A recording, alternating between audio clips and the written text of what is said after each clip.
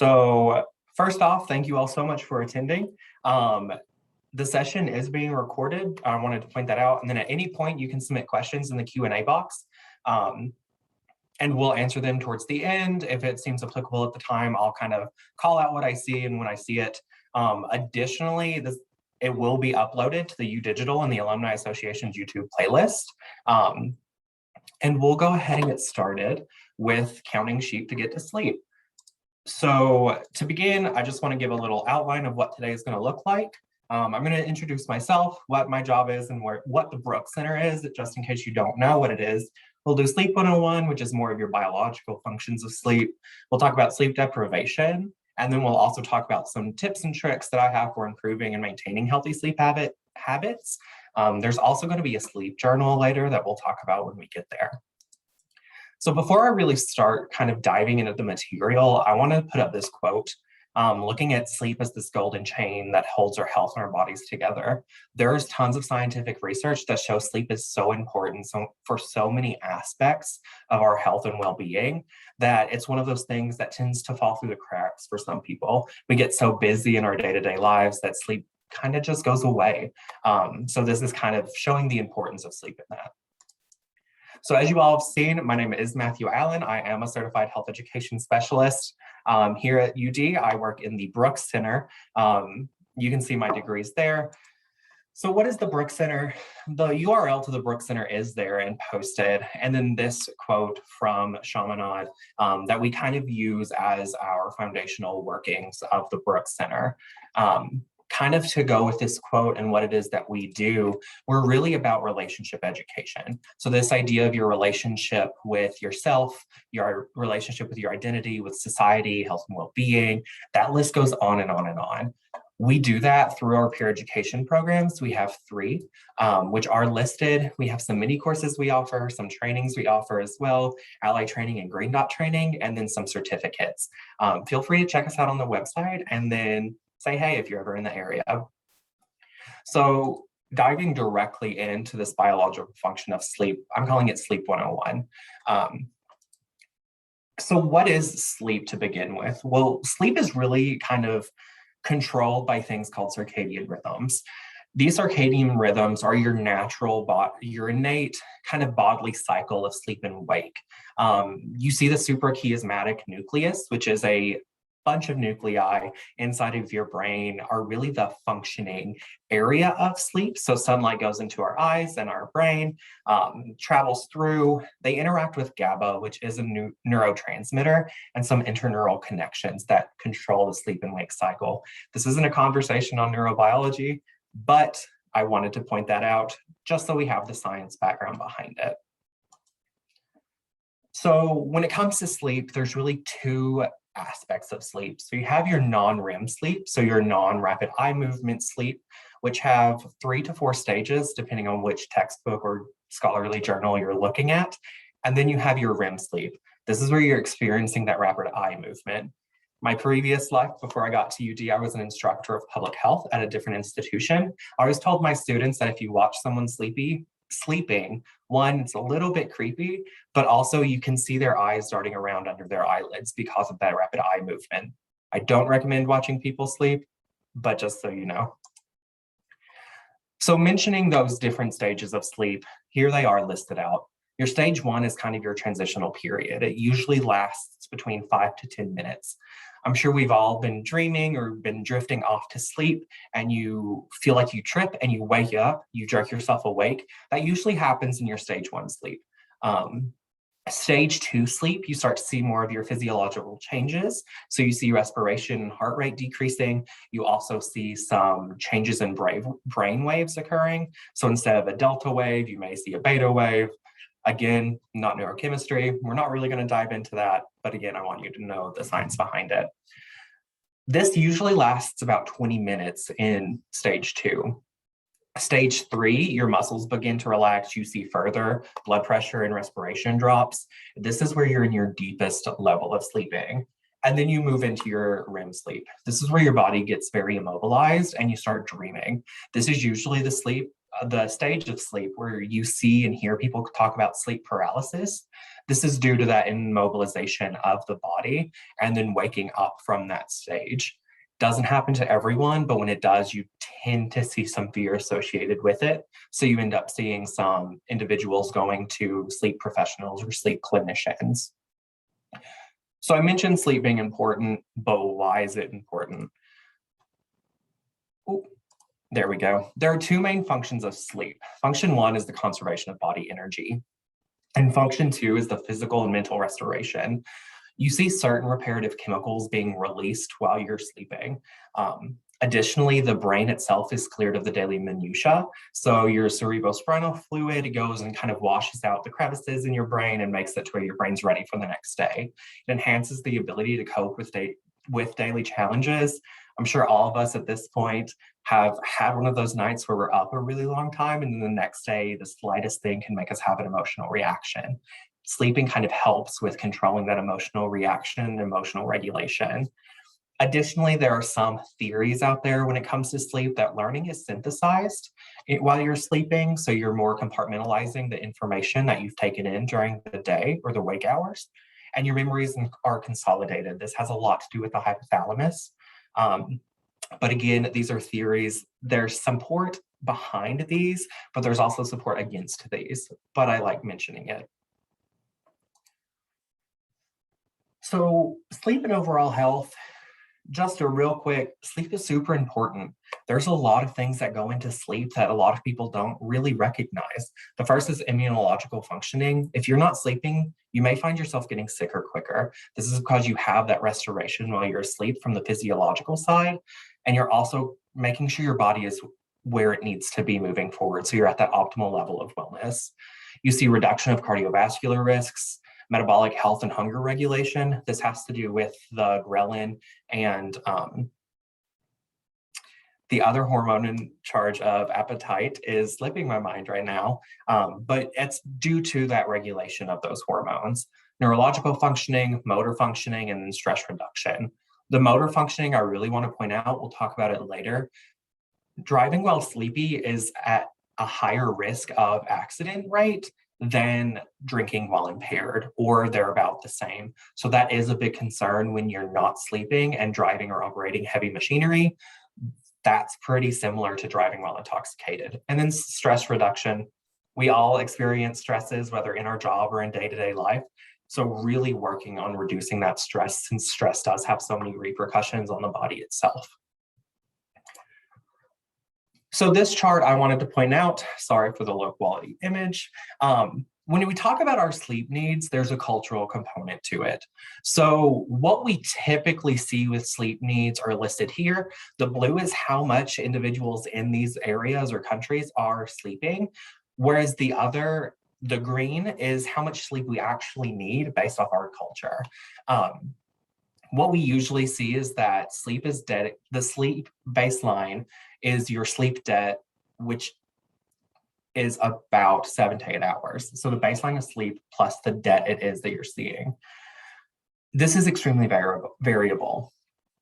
A lot of the times there's this concept or thought that napping helps with kind of sleep. So maybe you stayed up 3 hours past when you usually go to sleep. Taking a 3-hour nap during the day will make you feel refreshed. That's not necessarily accurate. Naps don't help with this idea of sleep debt, which is what makes you have sleep deprivation. They can, however, improve your overall mood and functioning, but naps come with a little bit of a caveat called sleep inertia. What sleep inertia is any type of nap that's over 30 minutes, you can see some grogginess, disorientation, some queasiness, and then further cognitive impairment following waking up from that nap. So if you've ever had a nap that's been a long nap and you wake up and you're like, what day is this? It's because you're experiencing sleep inertia. So now into what I'm sure we have all heard about, sleep deprivation. And I'm sure we've also all felt like this little guy on the screen. So when you talk about sleep deprivation, there's really 3 different types of sleep deprivation. You have your acute sleep deprivation, which is usually a short period of time. Usually it's a few days or less. It's when a person has significant reduction in their sleep time. So if you have a really busy week at work and there's a couple nights that you're staying late or you're having to go in early, this is where you may see acute sleep deprivation. You may be drinking coffee more often or some kind of caffeinated beverage. You may feel yourself being groggy at work and you might be irritable. The second is your chronic sleep deprivation. This is also known as insufficient sleep syndrome. The American Academy of Sleep Medicine kind of defines this as lack of sleep for 3 months or longer. And then moving into your long-term or your chronic sleep deficiency. This is where you're looking at ongoing sleep deprivation as well as poor sleep. So maybe it is you are going to sleep, but you're not sleeping well. You're not waking up rested. And this is because sleep may become fragmented or you may see other disruptions. I have 2 dogs myself. So sometimes, especially during a move, maybe your dogs are waking you up. Maybe you have a puppy or a young one at home. That sleep fragmentation, so that waking and sleeping can mess with your sleep cycles and end up resulting in some chronic sleep deprivation depending on the timeline, which kind of falls in line with the 3 months or longer. So when we talk about factors of influencing sleep deprivation, most of us default to the idea of you're not sleeping. That's right. But one thing that we do here is really look at personal experience and how it impacts things. So some of the factors that can influence sleep deprivation are things like shift work. Maybe you work the graveyard shift and you're having to come home and sleep during the day. Maybe you don't have blackout curtains and it's kind of messing with your natural circadian rhythms. Medications and health conditions, what we see a lot with that when it comes to obesity, you may have some instances of sleep apnea. It's called obstructive sleep apnea, to where you're having pressure where you're not able to get the oxygen you need during the night. It's causing you to wake up or just not get restful sleep. Gender is also a factor in that. What this is, typically what we see from the scientific realm, women experiences more sleeping challenges due to hormonal changes, whereas men experience more specific sleep disorders. So things like insomnia, sleep apnea, and the other type of sleep disorders there are. I'm not going to go through the full list. Additionally, you can have sleep habits tying into it. Are you sleeping on the couch? Do you watch a movie, end up falling asleep 30 minutes in, you sleep on the couch for a couple hours, wake up, decide you want a midnight snack, you're awake for an hour, and then you try and go back to bed. Additionally, long haul driving. If you're traveling a lot for work, in addition to long haul driving, I would add long travel. We've probably all heard of jet lag. This kind of falls into it as well. And then sleep habits. I really want to reinforce that sleep habits. We'll talk about kind of some sleep habits that are some problem areas when we talk about healthy sleeping. But I really wanted to reinforce that we can change a lot when it comes to our sleep that'll make us improve our sleep. So sleep deprivation in the United States is a worsening trend that we still see happening. Over the last 100 years, people are being increasingly sleep deprived. So for example, in 1910, the average person slept about 9 hours a night. By 1975, it was 7.5 hours a night.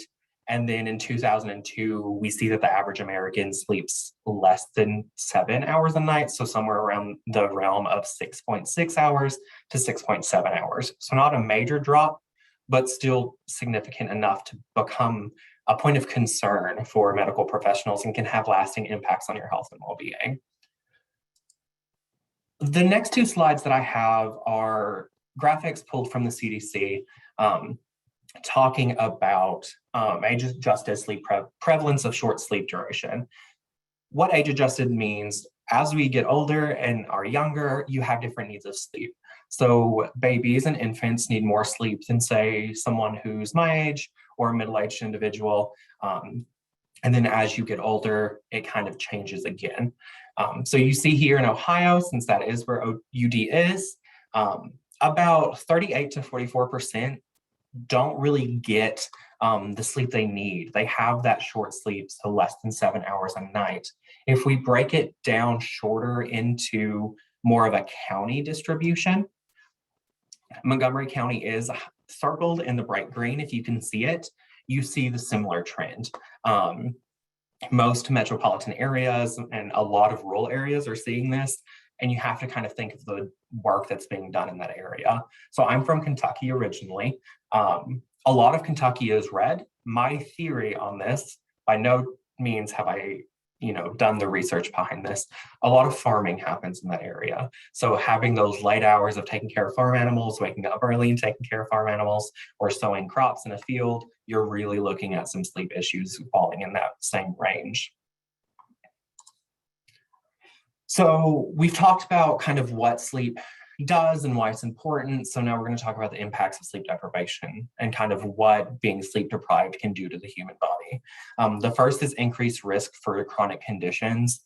Lack of sleep is associated with your chronic conditions such as diabetes, hypertension, most cardiovascular disease, decreased cognitive and motor response. This is the big issue we see when we talk about driving while sleepy.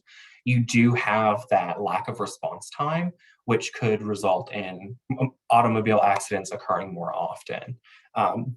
Additionally, cognitive functioning, if you're not able to have that critical thinking, you're not going to excel in the things you do in work, in your personal life. If a problem arises, you can't quickly solve that problem. And then decreased endocrine function. Seeing kind of how the endocrine system works, I've mentioned some neurotransmitters earlier in the conversation. Moving through the conversations, I've kind of touched on some things. If you're not sleeping, your body's not at its optimal point of functioning. So you're going to see some decreased functions on how it works with the chemicals in our bodies that make us live our best lives. So we're going to go into improving and maintaining our sleeping habits. I do want to be cognizant of time about Q&As. I do appreciate those on how to improve and maintain our sleeping habits. A lot of the times what we think may be improving or maintaining may not be. And some things in our society we're just so ingrained on doing now that it turns the conversation away from kind of how we can culturally change in order to make better sleeping for our society. So the first is caffeine. Caffeine, a lot of people are really addicted to caffeine. It is a drug that you can get addicted to. Usually what we recommend when it comes to caffeine is that you limit it, preferably none, but going from maybe 4 coffees a day to no coffees a day, that might be a little hard for some people, myself included. So at least limiting it. So maybe after noon, you don't have any sources of caffeine. You're sticking to your non-caffeinated beverages. What some of the foundations of sleep say is at least 4 hours before your anticipated bedtime, if you stop using caffeine or intaking caffeine, you'll be able to see a stark difference in the caffeination in the bloodstream, which is causing you to stay awake. So that 4-hour point is really where you want to stop having caffeine. So if you're having dinner at 6 and you're planning to go to bed at 9, maybe have a water instead of a Coke or something that has caffeine in it. The second one is put your electronics down at least 1 hour before you go to bed. I know this is one of the things that societally we all sit in beds and scroll on our phones. I also do this. The light from our electronics can interfere with that function of the suprachiasmatic nerve that we talked about earlier. It doesn't trigger the GABA from interacting and releasing melatonin, which we'll talk about in a second. This can cause disturbances in your circadian rhythms, so it may make you go to sleep harder, or not harder, make you take longer to go to sleep, or you just won't be able to stay asleep because you've not produced as much as you need. Additionally, your bed is for sleeping. If you're watching TV, maybe don't lay in bed and watch it. Instead, watch it on the couch, somewhere where you're not sleeping. If you're reading a book, I know for myself, I'm working on my doctoral degree. I don't do homework in bed. You're starting to train your body to understand that the bed is for more than just sleeping. So when you lay down, that's when you start to have these thoughts of, oh, I need to do this. I need to do this. Let me pull out my electronic device and pay a couple bills. You're training your body that the bed, when you go to it, is just another place to do your day-to-day activities. and not a place for sleep specifically. So you're going to have some issues going to sleep and staying asleep in that space if you've trained your body to do that. Some other tips and tricks that I would recommend: have a consistent wake and sleep time. We'll talk about the sleep journal later and kind of how we can do that. If you know that you need to be awake at 6 a.m. and you need about 7 to 8 hours of sleep at night, you're going to bed about 9 o'clock so that you're able to get that sleep.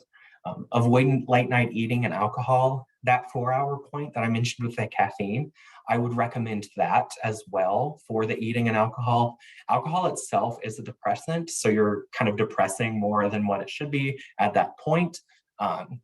So it can cause you to sleep. If you do fall asleep from it, you won't sleep well and you won't wake up feeling rested. You need to have a comfy environment.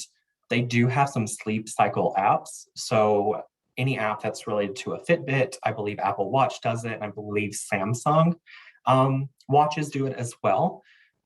Tracking your sleep cycle. Is there a time that when you fall asleep, you can see that you feel more rested when you wake up? If so, awesome. Really, you want to be sure that you're not waking up in the middle of a sleep cycle, because that's when you're going to wake up feeling really exhausted and not feel rested. Additionally, if you're going to nap, take very short naps, again, under that 30-minute mark, and make sure that it's kind of mid to late afternoon. You're preparing your body to go to sleep. It doesn't really affect you falling asleep or staying asleep, since it doesn't count towards that sleep baseline that we talked about earlier. Typically, your sleep goal for individuals who are in about their early to late 20s until about 60 or 70, you're looking at about 7 hours minimum. Younger than that, you're looking at more than 7 hours. Older than that, you may be looking at less than 7. But again, you have that personal kind of component, such as medications, health conditions, so on and so forth. Set an alarm. Try and wake up at the same time. That's, again, working with this consistent wake and sleep schedule. For me, what I found is I turn off my alarm clock when I wake up. So I put it across the room. So I have to get up out of bed and turn off my alarm clock, so I'm up and moving and kind of getting some more techniques to wake myself up. So moving your body is a good one. Having a cold glass of water is a good one. Taking a shower is a good one. With that, make sure it's not too warm, because the warmth could make you sleepy again. And then, kind of going along with what I just said, exercise early. If you're an individual that really likes working out, make it to where your workout times are early in the morning so that you're waking your body up. I'm sure we have all either been to a summer camp or heard of summer camps where they do energizers. So you're trying to get everyone pepped up and excited to be there. This is what you're doing with your body. You're just not having to sing songs with each other or do little fun icebreaker activities. So at this point, you're probably thinking, okay, there are some things I can control, other things I can't, but I have this secret little thing called melatonin. I'm sure we all are aware of what melatonin is. They come in pills, they come in like the tinctures, so the liquid that you can put on your tongue. However, when it comes to melatonin, there are some issues and some things I want to address on it. So melatonin itself isn't necessarily a sleep hormone. That is what we prescribe melatonin to be. When you look at it on the neurochemistry side, melatonin is more of a darkness hormone. So it's released by the pineal gland when it's either dark outside or you're wearing a sleep mask. So if you are, doing that shift work and you're working third shift and having to sleep during the day, a sleep mask and blackout curtains are probably the best thing for you to get, because it's going to black out the sun and make it to where you're releasing the sleep hormone or the darkness hormone. Some more important points that I want to touch on melatonin. When it comes to the dosages, most of the time you see anything from about 0.5 is the lowest standard, up to 5 or 7 milligrams of melatonin. Once you hit 3 milligrams, it's really not doing anything better for you. It may just give you a worse side effect of melatonin. So it could be anything such as a headache. You wake up feeling more groggy. These side effects are more individual, but usually the headache is the one we see the most. You want to look at time-released pills instead of a fast-acting melatonin. This mimics what the body naturally does instead of giving you this big hit of melatonin and then nothing else happening.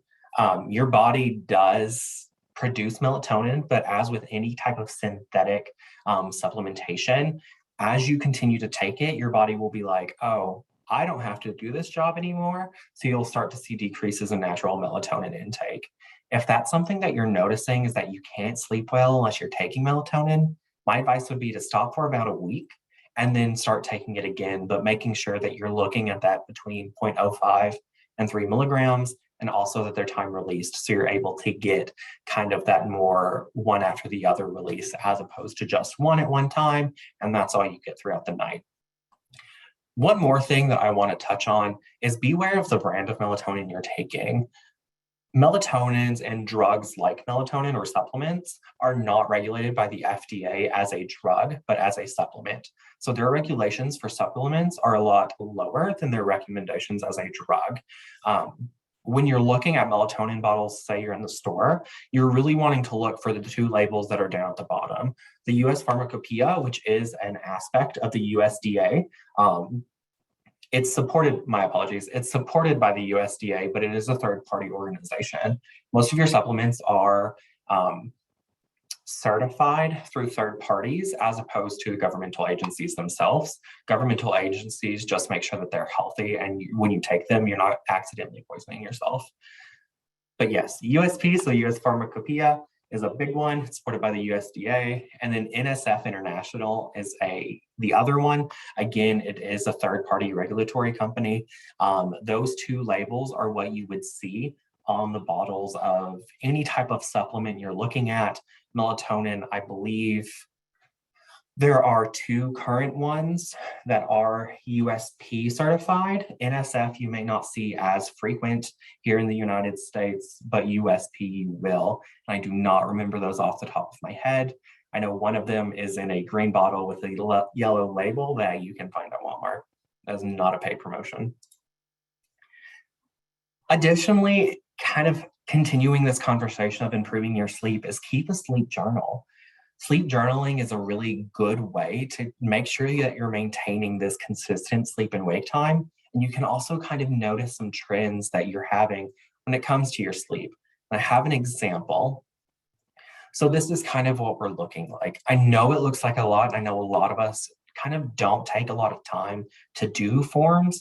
But if sleep is something that you want to improve on, this is one way you can do it, is you can make yourself accountable. When did you fall asleep? How long were you asleep? How many times did you wake up and how long were you awake for, if you know that information? How did you feel when you woke up? Did you wake up feeling refreshed, or did you wake up wishing you could go back to bed? Did you do any exercise before you fell asleep? If you did, you're probably not getting the best type of sleep because you're energizing the body and you're not letting it relax. Did you take any naps during the day? When it comes to caffeine, how much caffeine did you have? What was it? And how long ago did you have it? Did you have any alcohol? Did you have any evening snacks? Any medications you're taking? Any major feelings? Feelings have a lot of power on what it is that we experience when we're trying to go to sleep. I'm not sure if you all have, but I have tried to go to sleep when I'm angry before, and it does not go well for me. I'm up fuming at whatever it was that made me angry throughout the day. And that makes me not sleep as well. So kind of addressing those feelings and making sure that I know there's the old wives' tale of don't go to bed angry. That reigns with some scientific evidence about it messing with your sleep. And then additionally, what activities did you do 1 hour before bed? This is just to be sure that you're making sure that your body's prepared to go to bed. You're not energizing it, and you're not making it to where your body's like, all right, I went and I ran a mile 1 hour before bed. Let's go lay down. Do that in the morning instead of in the afternoon before bedtime. This follows you throughout the week, so Sunday to Saturday. The top portion is in the mornings, the bottom portion is at bedtime. Just so you can kind of, like I said, see that trend that you're seeing. Are you recognizing that if you have a coffee at 3 p.m. versus a coffee at 4 p.m., you're seeing some sleep differences? Or is it something to where Maybe you went to bed at 9 p.m. one night and 7 p.m. the night before. You woke up at 7. You woke up the morning of when you went to bed at 7 p.m. and you woke up feeling refreshed, whereas at 9 p.m. you woke up feeling groggy. You can kind of recognize those trends and kind of adapt your own actions to get it to where you're going to sleep better and you're sleeping better, which will make you be more productive at work. You'll be more healthy, you'll feel better about it, and you'll see an overall improvement in your health and well-being. I know that was a lot of information for a very short amount of time, but we do have a bunch of questions in the Q&A, so I'm going to try and go through those and answer those as we can. So the first says, if you've had problems sleeping since the pandemic, how long will it take your body to restore after a better sleep schedule? Most of the time, what we see when it comes to habits, there's about a 4-week difference in habit forming. So if you start trying to do something, usually 4 weeks, you start to see the habit formed and you start to see the differences. However, with sleep, that could be an interesting one.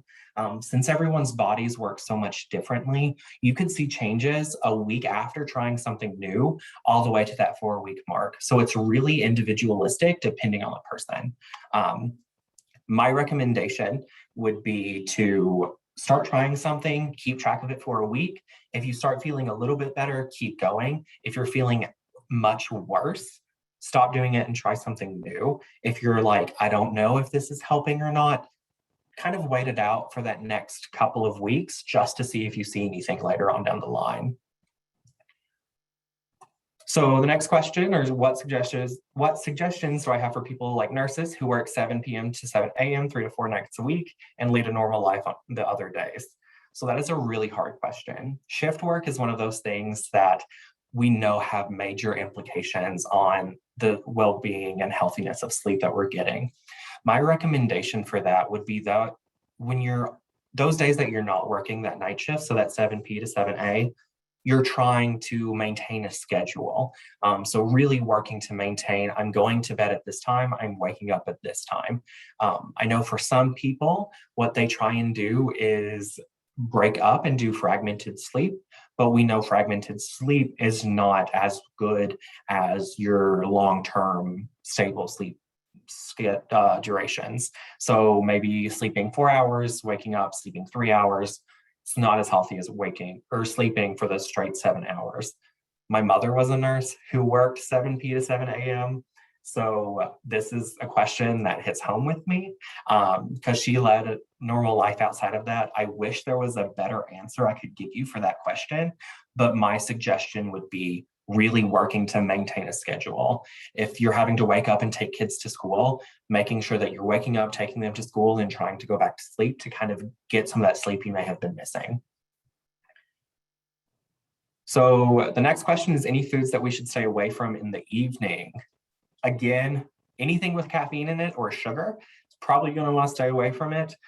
Things that can upset acid reflux for some individuals, I would also say to stay away from. So a lot of your spicy food or a heavy spiced food, I would stay away from. Otherwise, I know there's this perception of things like chamomile or some of your natural kind of things that help you go to sleep faster. There's evidence to support those and deny those claims. So really that one, I hate sounding like a broken record and saying it's super individualistic. But again, that's why I'm really stressing the sleep journal. If you're recognizing that you can't have, like mac and cheese before you go to bed because you wake up feeling really gross, it might be due to the carbohydrates being broken down. Maybe stay away from that yourself, whereas someone else could have it. For me personally, if it's a spicy food, I try and stay away from it, or I have it 4 hours before I try and go to bed because of that acid reflux issue. So this individual has dealt with sleep issues for a while now, and they take sleep medication. Nothing else seems to work for them. Is that common? Sometimes, yes. A lot of times what we can see is if over a long period of time you've had disruptions to your circadian rhythms, your body starts to see that, oh, this is my new normal. So it starts to give some issues with it. So going on sleep medication, I wouldn't be ashamed of that, since it does happen. And as a society, we see that becoming more of a common occurrence because we live such fast-paced lives. Sleep isn't on the top level of really what we focus on. I would say, one, continue to take the sleep medication if it's prescribed by a physician. Always do what your doctor tells you. They're there for your best interest. But maybe try some other tips and tricks that I mentioned. Putting your phone down, maybe putting it on the other side of the room. If you're in bed, you're only sleeping. You're not watching TV in bed, you're not reading in bed, and then staying away from caffeine. So the next one is that some sleep issues are a result of ancestral wiring, namely that our ancestors slept into sleep cycles. Before the invention of lights, people went to sleep at the dark and woke up at dawn, had a wake cycle in the middle of the night. Any tips to specifically overcome this natural inclination? Yes. If it is starting to get dark outside, try and limit the light in your home. So I don't like overhead lights once it gets dark because I know it's going to mess with my sleeping. So turning on a lamp or a bright light or a not as bright light. So if you have a dimming light, keep it on the lowest setting. For some vision concerns that may arise, especially if you're trying to watch TV in the dark, if you have children who are playing games with really low lighting, but really working to where you can, as the day progresses and it starts getting darker, you're kind of decreasing the amount of light that's going into our SCN, so your suprachiasmatic nerve. And working to make sure we understand that. There are some individuals out there, I am not one of them, who can go to sleep for a couple of hours, wake up, get a lot done in a short amount of time, and go back to sleep. That works for some people, for other people it doesn't. So really working and seeing what works for you. And again, kind of seeing those individual trends that you can recognize in your sleep in order to make it healthier. So the next question is it safe to give kids melatonin? So I am not a licensed physician. I have heard yes, and I have heard no. I would say anytime that you're giving your child or anyone under the age of 18 a supplement, you're really wanting to talk to a pediatrician or a physician for that, just to make sure that it's safe for them. So that would be my best advice on that, since I don't want to give any wrong information.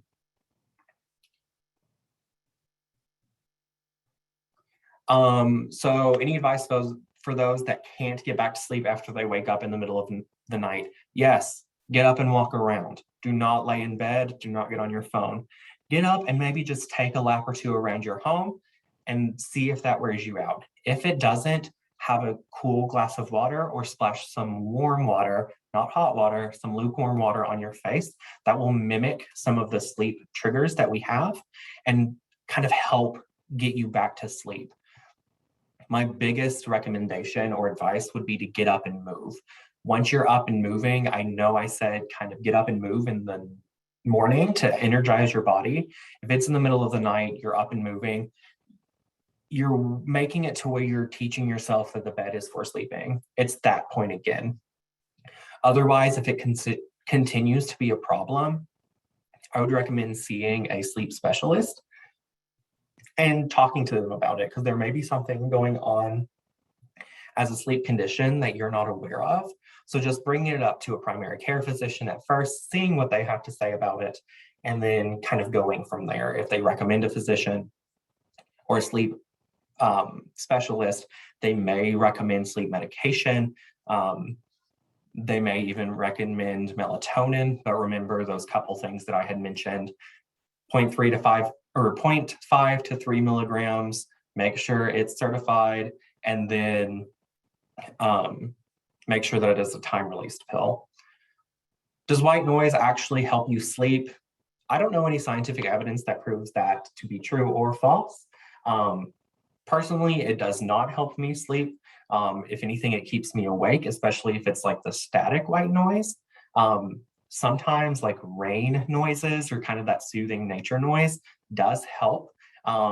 Again, really individualized based off the person. If you recognize that, yeah, it helps me sleep, jot that down in a sleep journal. Jot that down, make a mental note of it, and try a night without it. And if you wake up feeling worse, then I would say that that's kind of some evidence to show that it works for you.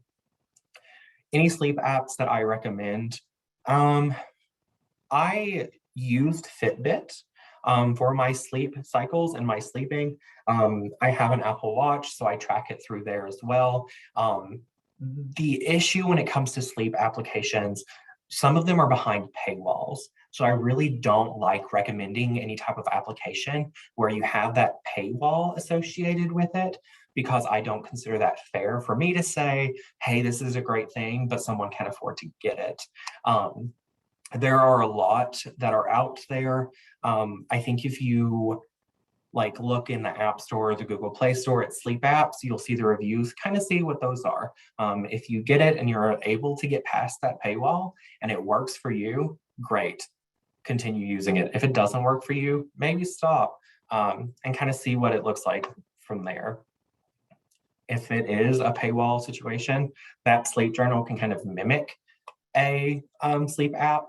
However, it won't track your movement in your sleep, if you're tossing and turning, if you woke up. But again, if you're using like a watch type device, there are some issues with that anyway. Anytime you move your hand, it can consider it movement and say you woke up, even if you didn't. And then it says pets, good or bad in the bed. So this one, again, if you Google it, you're going to see a bunch of different opinions. When it comes to certain pets in the bed, there are some issues that can arise from it. You can see some zoonotic transfer, so from an animal to a human, of some conditions. Pinworms are one of them. Some other people say it's really good because it's soothing, so they help calm you down at night. I think, again, this is just a personal preference. I let my dog sleep in the bed with me. When I first moved to Dayton, I didn't have my dogs, and that 2 weeks was the worst 2 weeks that I have ever slept. Now I have them back and I sleep much better than I have. So I think that is all the time we have for questions.